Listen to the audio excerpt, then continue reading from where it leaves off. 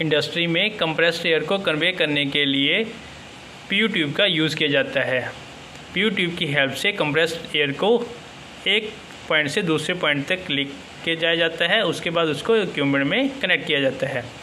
तो जो PU tubes होती हैं उनको इस तरह से डिनोट किया जाता है: PU4, PU6, PU8, PU10, PU12, PU16।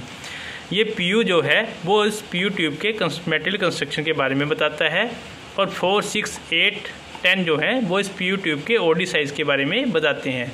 तो PU का मतलब हुआ पॉलीयूरेथेन, कि ये जो PU ट्यूब है वो पॉलीयूरेथेन मटेरियल से बनी हुई है। 4, 6, 8, 10, 12, 16 इस PU ट्यूब के OD साइज़ के बारे में बताते हैं।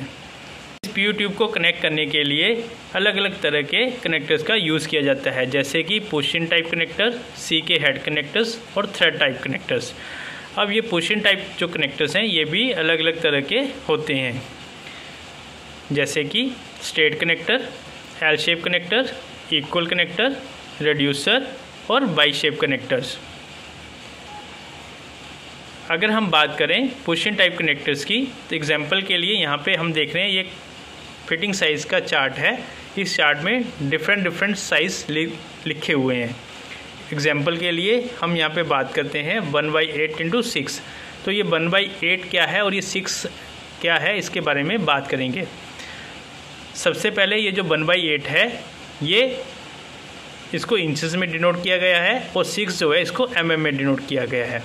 अगर हम पुश इन टाइप कनेक्टर्स की बात करें, चाहे वो स्ट्रेट कनेक्टर्स हों या थ्रेड एल शेप के कनेक्टर्स हों, इसको दो पार्ट में डिवाइड किया जाता है। एक पार्ट होता है प्रेसेंट साइड, दूसरा होता है हमारा थ्रेड साइड।